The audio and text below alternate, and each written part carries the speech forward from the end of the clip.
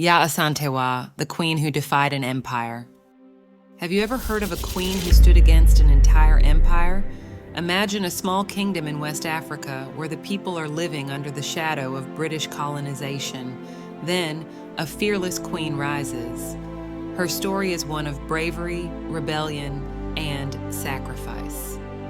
Let me take you back to 1900, to the Ashanti Empire in modern-day Ghana, and introduce you to Yaa Asantewaa. The British had their eyes on the Ashanti Kingdom for years.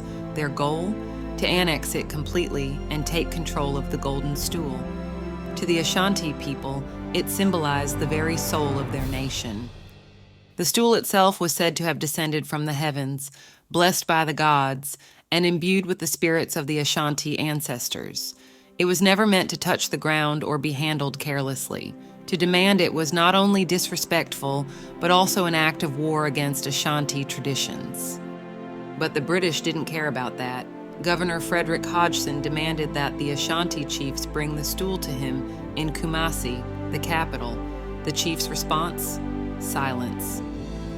The audacity of this demand shook the kingdom. The tension was palpable as word spread across the land. Would the Ashanti comply or resist? Yaa Asantewaa was no ordinary woman. Born around 1840 in Besize, she grew up as a farmer and later became the queen mother of Ejisu. Known for her wisdom and strength, she often mediated disputes and ensured justice in her community. When her brother died, she assumed the role of a leader, always fighting for her people's rights. But now, in 1900, the stakes were higher than ever. When the chiefs gathered to discuss the British demands, fear filled the room. Many of them argued for negotiation, avoiding war at all costs. That's when Yaa Asantewaa rose to speak. Her voice cut through the uncertainty. If you, the men of Ashanti, will not go forward, then we will. We, the women, will fight.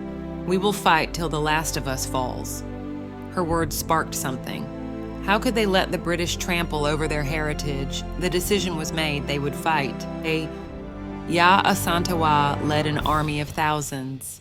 For months, they surrounded the British fort in Kumasi, cutting off supplies and communication. She organized her warriors with precision, using guerrilla tactics to outsmart the heavily armed British forces. The Queen Mother became a symbol of resistance, rallying her people with speeches and strategic planning. Stories spread of her standing at the front lines, fearless and unyielding. For the Ashanti, this wasn't just a battle for land, it was a battle for their identity and survival. But this was no fairy tale. Supplies were running low, and the British reinforcements were on their way. The Ashanti warriors fought bravely, but by July 1900, the siege broke. The British captured Yaa Asantewaa and several other leaders. They were sent into exile in Seychelles, thousands of miles away from their homeland. Her rebellion had failed, but her spirit remained unbroken. Yet Yaa Asantewaa's story doesn't end with her exile. Her defiance inspired generations of Ghanaians. She showed the world that a queen could be a warrior, that women could lead armies, and that standing up for your beliefs is worth any cost. Even though she passed away in 1921, her spirit lived on. In 1957, Ghana became the first African nation to gain independence from colonial rule.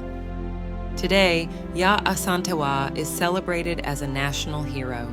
Schools, streets, and cultural centers are named after her. The Ashanti people continue to honor her memory, keeping her story alive through songs, festivals, and oral traditions. What does her story mean today? It's a reminder that resistance isn't always about winning. Sometimes it's about showing that you're willing to fight, even against impossible odds. And sometimes, just sometimes, that's enough to change history. So what would you have done in her place? Would you have risked everything to protect your people's heritage? Let's talk about it.